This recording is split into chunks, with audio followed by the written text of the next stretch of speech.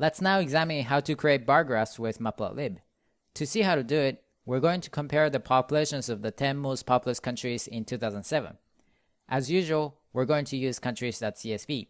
We're going to use the year column to select the data for 2007 and the population column to find the 10 most populous countries in that year.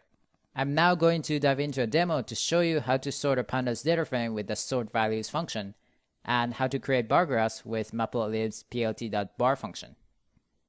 After importing pandas and pyplot as well as countries.csv, find the data for the 2007 with data square brackets data.year equals 2007 and put it in a variable called data 2007. Let's make sure that we selected the right data with data 2007.head. Then, to select the 10 most populous countries, we're going to sort this data according to the population column. To do this, you can use the sort values function. This says sort this data frame data 2007 according to the population column and in a descending order and not an ascending order because we want the largest values to come to the top. Here you can see that the most populous countries came to the top with China and India at the top. To select the top 10, you can just add .head 10, which gives us the first 10 rows of this new data frame. Let's store this result in a variable called top 10.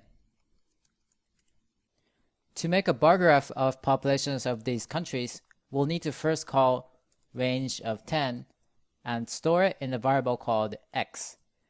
This is basically equivalent to writing x equals 0, 1, 2, up until 9.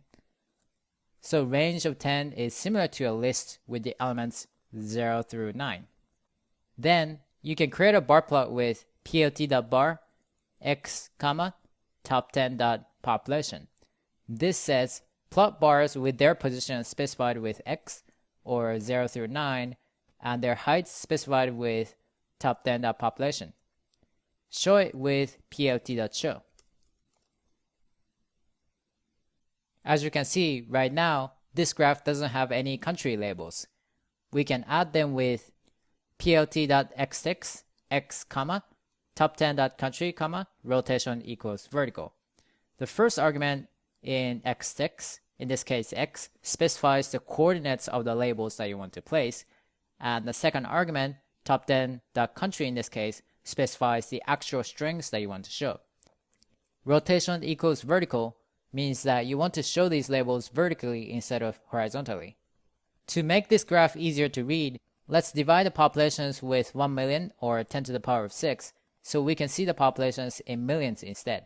Finally, let's add a title and the Y label to make this graph easier to read.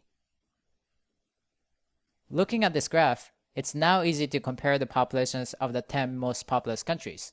For example, China and India each have much more population than any other country after that. In the next video, I'm going to introduce you to a problem for practicing what you've learned in this module so far.